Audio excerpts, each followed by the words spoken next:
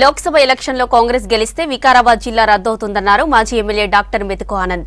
వికారాబాద్ జిల్లా యథావిధిగా ఉండాలంటే ప్రజలు కాంగ్రెస్ ను ఓడించాలన్నారు. మోమిన్పేట్ మండలంలోని దుర్గం చెరువు మరియు కేసారం గ్రామాల్లో ప్రచారం నిర్వహించారు. గ్రామ శివార్లలో ఉపాధి హామీ పనులు చేసుకుంటున్న కూలీలతో ముచ్చటించారు ఆనంద్. బీజేపీ గెలిస్తే రిజర్వేషన్లు రద్దు చేస్తుందని అన్నారు. రిజర్వేషన్లు రద్దయితే చదువుకునే పిల్లల భవిష్యత్తుకు ఇబ్బందికరంగా మారుతుందన్నారు.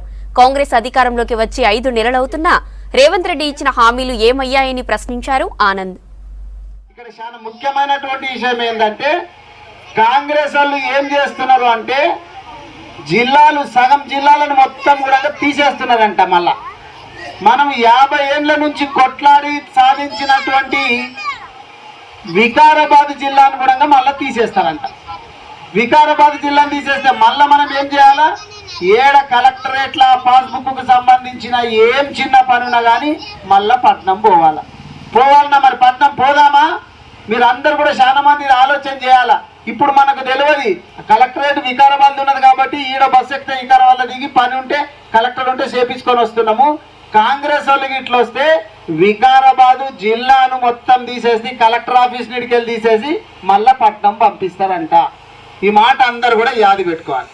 కానీ తప్పిదారికి ఇట్లా మళ్ళా బీజేపీ గెలిస్తే ఏం చేస్తుందంటే రిజర్వేషన్లు మొత్తం తీసేస్తుందంట. వీరందరూ కూడా యాది పెట్టుకోవాలా. ఇక ఎస్సీల పిల్లలకు ఎస్సీ సర్టిఫికేట్ మీద కాలేజీల సీట్లు రావు, బీసీ పిల్లలకు బీసీల సర్టిఫికేట్ మీద కాలేజీల సీట్లు రావు, ఉద్యోగాలు రావు. ఇక ఇది ఎవరు చేస్తారంటే తప్పిదారికి ఇట్లా ఇంకా బీజేపీకి ఓటేస్తే పూర్తి కోటేస్తే కాంగ్రెస్ కోటేస్తేనేమో వికారాబాద్ జిల్లాను కలెక్టరేట్ మొత్తం మీకేసేస్తారంట. అందుకని మీరు ఆలోచన చేయాల. కేసీఆర్ గారు ఏం చెప్పిండ్రో మీకు తెలుసు. 200 పెన్షన్ ఉంటే మొదటిసారి గెలిచినప్పుడు 1000 చేస్తా అన్నాడు. చాలా మందికి 1000 రూపాయలు వచ్చినాయి. ఈయన రెండోసారి గెలిచినప్పుడు 2000 చేస్తా అన్నాడు. 2000 చేసిండు. నాకు తెలిసి ఇంకా గవే 2000 వస్తున్నాయి. కాంగ్రెస్ వాళ్ళేమో 4000 చేస్తా అన్నారు. 4000 ఎవరెవరికి పెన్షన్ వస్తుందో చేతులు లేపాలి. ఎవరికైనా ఒక్కరికైనా 4000 పెన్షన్ వస్తున్నదా? ఒక్కరికైనా మళ్ళా కేసీఆర్ సార్ ఇచ్చేటటువంటి 2016 వస్తున్నాయి కదా, అవునా కాదా?